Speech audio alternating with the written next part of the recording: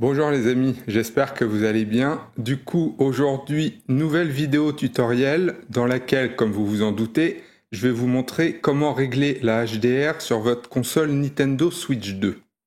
Alors, je ne sais pas si vous avez lu le message que je vous ai posté dans la section communauté, mais j'ai vraiment été surpris, et ce, dans le mauvais sens du terme, de voir à quel point c'était difficile de régler la HDR sur cette console. C'est vraiment pas user-friendly. Donc, comme d'habitude, je vais essayer de faire la vidéo la plus courte possible tout en faisant en sorte qu'elle soit exhaustive et accessible à toutes et à tous. Allez, on va commencer par la partie la plus simple, à savoir les paramètres de base de la Switch 2. Quel que soit le téléviseur ou le moniteur que vous utilisez, il faut la paramétrer de la façon suivante. Déjà, durant le calibrage, vous pouvez vous mettre en mode noir classique pour moins stresser la télé, surtout si c'est une OLED. Ensuite, vérifiez que la gamme RVB est bien sûr automatique. D'ailleurs, juste pour info, je vous déconseille de mettre votre Switch et votre écran sur gamme complète, car contrairement aux autres consoles et aux PC, la Switch 2 est limitée à seulement 24 Gbps par seconde. Et pour finir, régler la sortie HDR sur logiciel compatible pour, comme l'option l'indique, éviter de la forcer sur des jeux SDR non compatibles. On va maintenant passer à la partie compliquée, ou plutôt chiante, à savoir le paramétrage de la HDR. Ici, la procédure est différente de celle sur PlayStation ou Xbox puisqu'il n'y a que 2 écrans de réglage au lieu de 3. À noter, veillez bien à ce que la console soit à jour parce que sinon, de base, il n'y a pas ces 2 écrans mais seulement un avec un damier, un peu comme sur Xbox. Donc, le premier écran permet de renseigner la luminosité max, comme sur les autres consoles du coup. Par contre, le deuxième sert à choisir un blanc de référence, ce qui diffère des autres cette fois-ci. Alors, j'imagine que la plupart d'entre vous sont déjà devant leur console et regardent la vidéo en même temps qu'ils la règlent. Ce que je vous conseille, histoire de ne pas recommencer 20 fois, c'est de regarder cette partie en entier une première fois et de vous la repasser ensuite étape par étape en réglant votre Switch. Avant de commencer, très important, prenez aussi de quoi noter, vous en aurez obligatoirement besoin. Oui, je sais, il y en a sûrement parmi vous qui commencent à flipper et franchement, il y a de quoi. Mais ne vous inquiétez pas, comme je disais au début, c'est plus chiant que difficile. On va donc commencer avec le premier écran. Ici, le principe est simple, il faut monter cran après cran jusqu'à ce que le soleil de droite ait totalement disparu. J'insiste sur le totalement. Il faut que le soleil de droite soit devenu invisible. Si vous voulez comprendre pourquoi il ne faut pas s'arrêter avant, quand il a seulement presque disparu, je vous invite à regarder ma vidéo concernant les réglages HDR sur PlayStation et Xbox. Vous y trouverez toutes les explications. Et comme à chaque fois que vous calibrez la HDR sur une console, il faut avant toute chose activer le HGIG et désactiver le mappage des tons dynamiques sur votre écran. Pour ce qui est du mappage des tons dynamiques, des fois c'est pas traduit sur certains téléviseurs et donc il s'appelle tout simplement Dynamic Tone Mapping.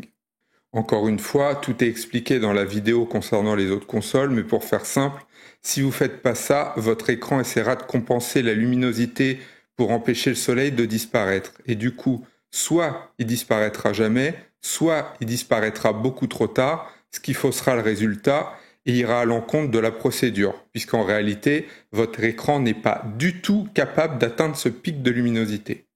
Donc, une fois que vous avez activé tout ça, vous prenez de quoi noter, vous descendez au minimum pour que le soleil soit noir, et pour bien débuter de 0, évidemment. Et maintenant, la partie la plus chiante, vous augmentez en comptant l'écran. Le stick est très sensible, donc je vous conseille soit d'utiliser la croix directionnelle, soit d'appuyer sur A à chaque fois, pour éviter d'augmenter de plusieurs crans à la fois sans faire exprès. Vous faites ça jusqu'à ce que le soleil ait totalement disparu, et une fois que c'est fait, vous notez le nombre de crans qu'il vous a fallu pour arriver là. Avant de passer au deuxième écran, peut-être que certains d'entre vous n'ont pas accès au HGIG et ou ne peuvent pas désactiver le mappage des tons dynamiques.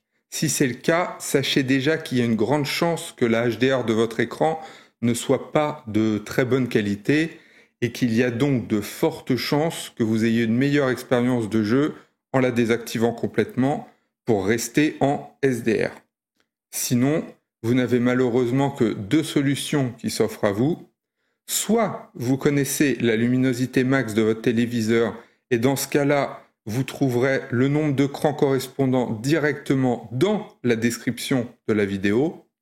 Soit vous ne connaissez pas sa luminosité max et dans ce cas-là, je vous conseille de monter de 58 crans, je répète 58 crans, ce qui correspond à un standard de 1000 nits. D'ailleurs, à moins que vous ne soyez sur OLED, je vous conseille également de carrément désactiver la HDR si jamais le soleil disparaît avant le 58e cran. Ok, maintenant que c'est fait pour le premier, on passe maintenant au deuxième écran. Vous vous souvenez quand je vous ai dit que c'était difficile? Eh bien, c'est carrément impossible de régler ce deuxième écran correctement et avec certitude sans avoir un appareil de mesure. Pourquoi ? Parce que, suivant la façon dont vous avez réglé le premier écran, les valeurs de chaque palier, de chaque cran, seront différentes sur celui-ci. Par exemple, si vous avez deux utilisateurs qui montent de 4 crans ici, mais qu'avant, ils n'ont pas réglé le soleil de la même façon, eh bien, ils n'auront pas le même blanc de référence, alors qu'ils ont tous les deux augmenté de 4 crans là. Donc voilà, c'est selon moi complètement infaisable pour n'importe quel joueur lambda. Bref, ici aussi, faites bien attention de partir de zéro, en descendant d'abord à fond, et voilà comment choisir le bon nombre de crans en fonction de ce que vous avez noté. Si vous étiez monté de 78 crans ou moins, ce qui correspond à moins de 1400 nits, il faut faire, vous êtes prêts, 6000 divisé par votre luminosité max. Par exemple, si vous êtes monté de 69 crans, votre luminosité max est de 1200 nits. Vous faites donc 6000 divisé par 1200, ce qui fait 5 crans. Vous avez tout ça encore une fois dans la description, si vous voulez voir quelle luminosité correspond à quel nombre de crans. Et donc, si vous étiez monté de 79 crans ou plus, ce qui correspond à plus de 1400 nits, là c'est plus simple, vous montez simplement de 4 crans, quelle que soit la valeur. Si vous êtes à plus de 1400 nits, donc à plus de 79 crans, vous mettez 4 crans sur le deuxième écran. Et enfin, pour ceux qui ne connaissaient pas la luminosité max de leur télé et qui ont choisi de se caler sur les 1000 nits, 58 crans donc, il faut maintenant monter de 6 crans. CineJV, Solo HDR di qualità. Et voilà. Plus sérieusement maintenant, si jamais vous avez l'impression que le soleil disparaît beaucoup trop tard ou que le résultat est bizarre ou trop sombre, je vous rappelle que j'ai tout mesuré et que vous avez toutes les valeurs en description de la vidéo.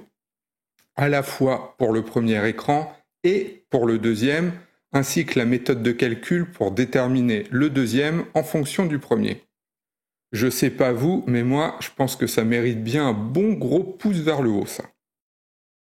Et maintenant, pour les plus courageux et les plus fidèles d'entre vous qui ont décidé de regarder cette vidéo jusqu'à la fin, quelques petits conseils si jamais vous voulez ou vous avez besoin de peaufiner tout ça.